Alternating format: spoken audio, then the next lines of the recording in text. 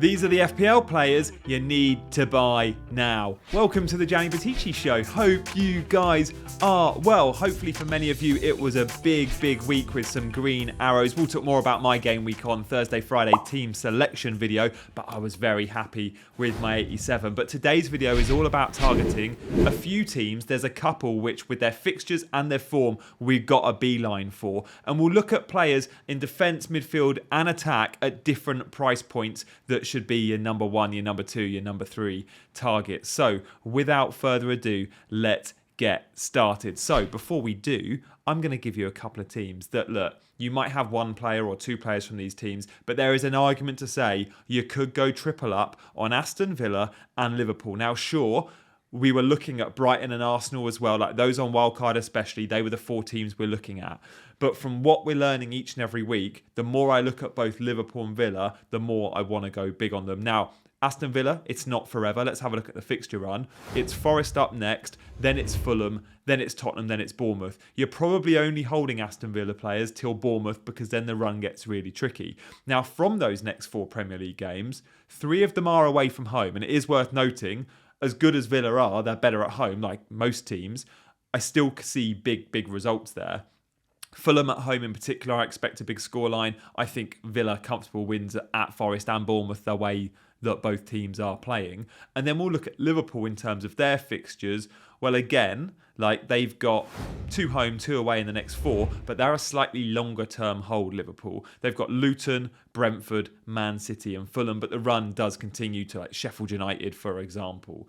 So we like both these teams. Now, before we look at individuals, let's have a look how both teams are playing, and we'll stay at Liverpool, shall we? This is the pass map from between the posts, which I love because it not only shows you the average position of a player, it shows you how involved that player is in terms of how many times they receive and pass the ball. Those that receive and pass the ball much more have thicker arrows and bigger circles. So we can see how Liverpool set up, and it's no surprises, like Mo Salah, often pretty involved.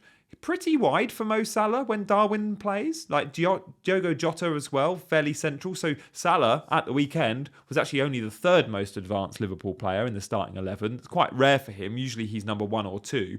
But you can see everything is going down that right-hand side. Now, a lot of that is because Dominic Szoboszlai is such a creative force in this team. Now, historically, when we look at Jurgen Klopp's Liverpool, the midfield three aren't FPL assets. They do not get goals. They do not get assists, right?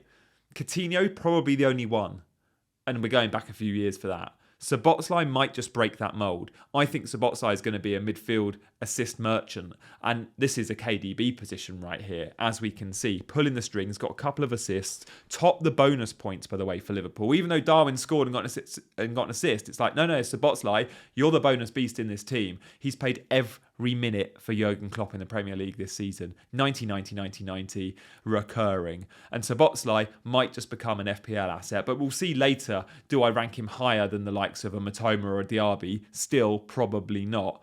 We'll speak about Tsimikas and Salah later as well. What about Aston Villa and how they're setting up? Well, it's a big attack. It's a big attack for Aston Villa. Again, at the weekend, we saw Diaby come into the 11. He's so close to Ollie Watkins. Look at that. Like, it was Zaniolo who started. Bailey came on.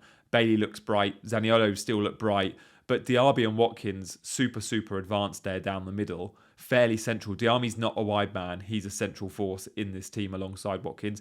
Actually, for once, Matty Cash wasn't that advanced, but he still was so close to getting an assist if Watkins could have scored that big chance he missed. And Cash did go off, so he got the clean sheet points. He probably needed his minutes managing a little bit. But fun team. Let's now look at some individuals in those teams and cast our net a little bit further afield. But before we do, shout out to Sorare. Guys, I don't know if you've been playing Sorare. I know some of you are because I've been getting some comments. If you're looking for a second fantasy game to FPL, I think Sorare is the perfect balance. It's a little bit more intricate. It's a little bit more detailed. If you're really into your numbers, you're going to love Sorare. So there's a link in the description if you want to play the fantasy game that is Sorare. If you haven't heard about it, go check it out. Let's look, defenders, midfielders, forwards at different price bands. So look, we'll start off at the back. We're going to do a budget, a mid-priced and a premium pick that I would be buying this week, right?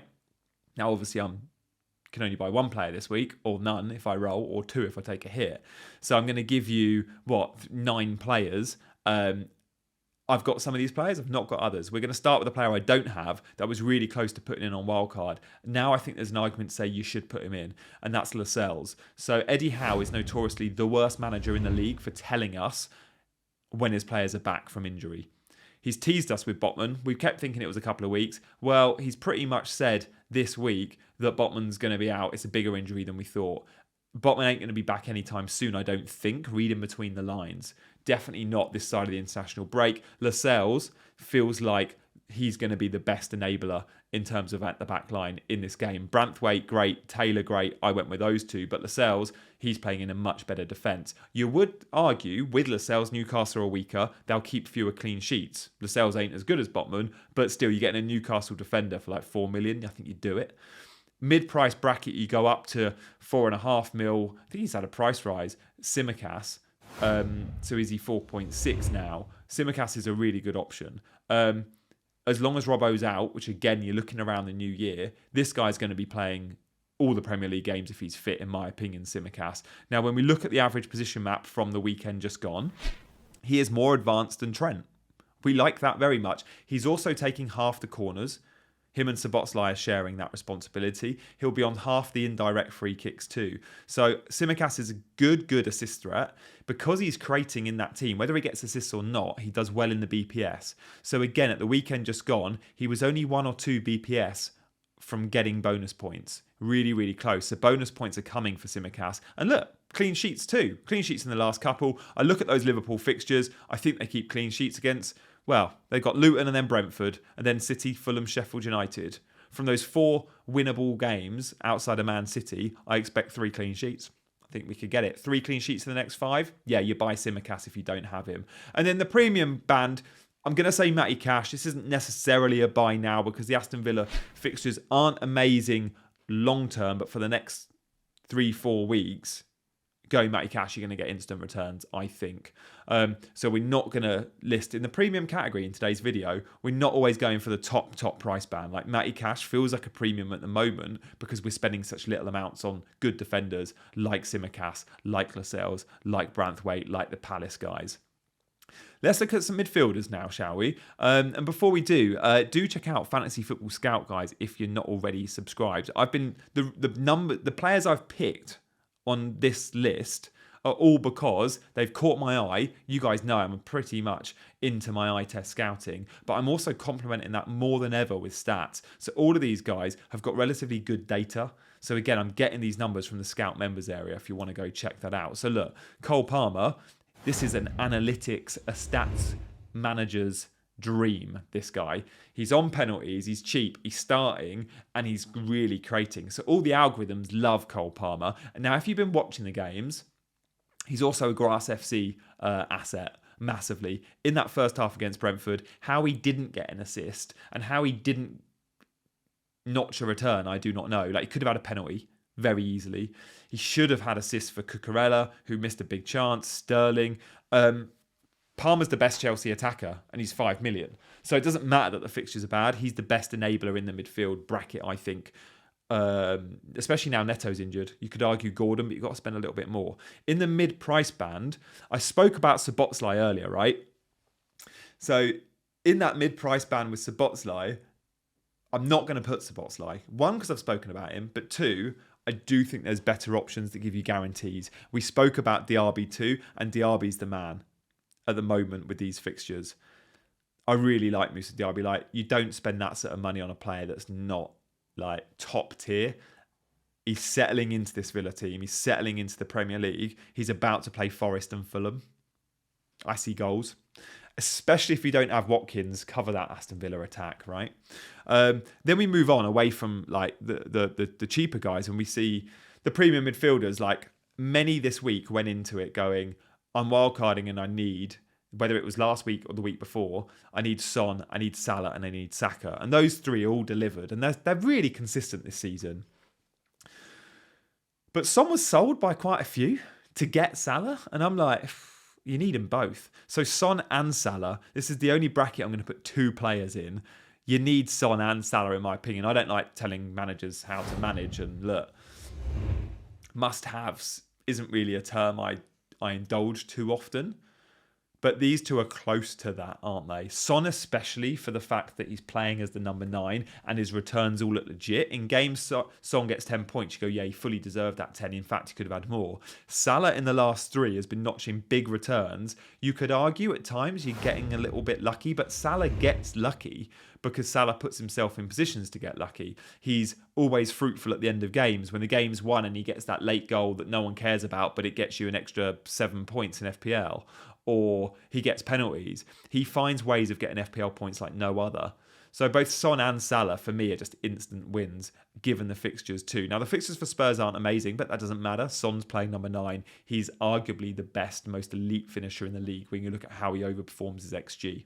Budget forward in Nketiah. Now, there's one or two that went there in the community this week. Fair play. What a brilliant call. Like, there was always a risk. You go, Jesus is out. Does Havertz or Trossard come in? It's probably going to be Nketiah, but there's always a risk. Well, it was Nketiah that played number 9, and he got his hat-trick. Now, there'll be managers out there that will be buying him this week, and I absolutely get that. Now, some might say, yeah, you don't need to buy him because he's just had his points. You're chasing last week's points. I don't think you are. I think as long as Jesus is out for a few weeks, you still go with Nketiah. Like, I'm not sure Newcastle are keeping clean sheets. Yes, Lascelles is a good option, but he's no Botman, right? Now, Newcastle were leaky against Wolves away, but against Dortmund at home also conceded a couple of goals, and Dortmund were all over them. So with that in mind, I think Arsenal score.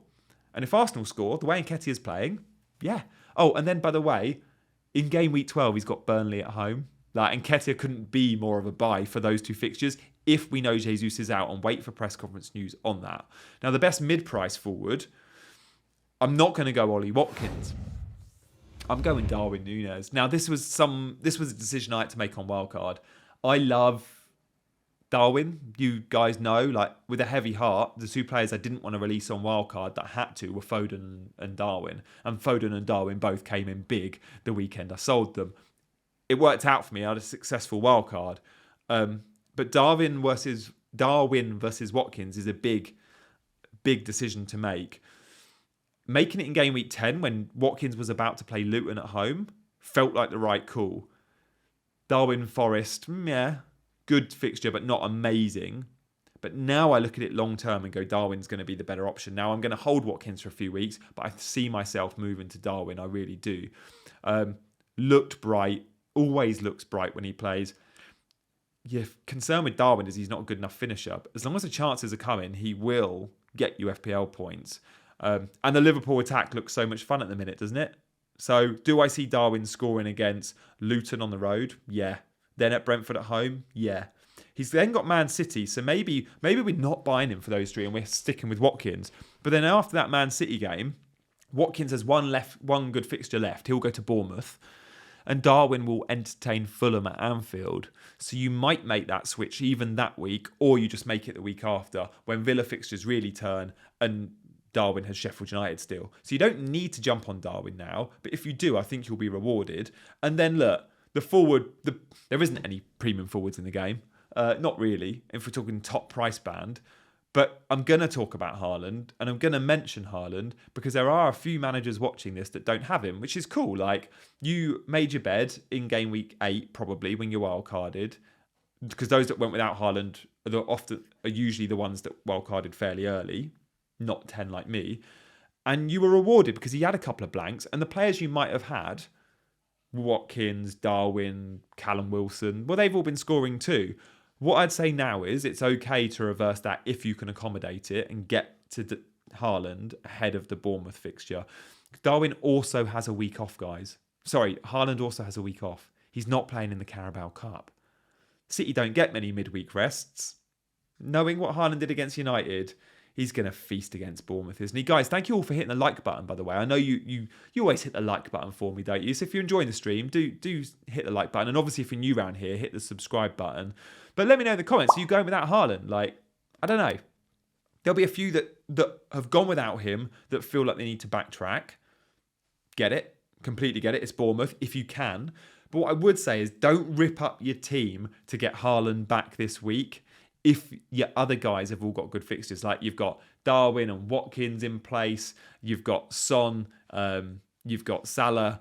you've got some big names in there still. You've got Saka. Maybe you can go without. But if you can easily accommodate him, and he's hard to buy back because he's so much more expensive than any other player, then do get back to Erling Haaland. Let me know if you've enjoyed this format of video, and I'll do it every week. I'm driven by what you guys like. I'll be back in a day or two with my team selection, and we'll talk captaincy as well. But for now, guys, I'll see you very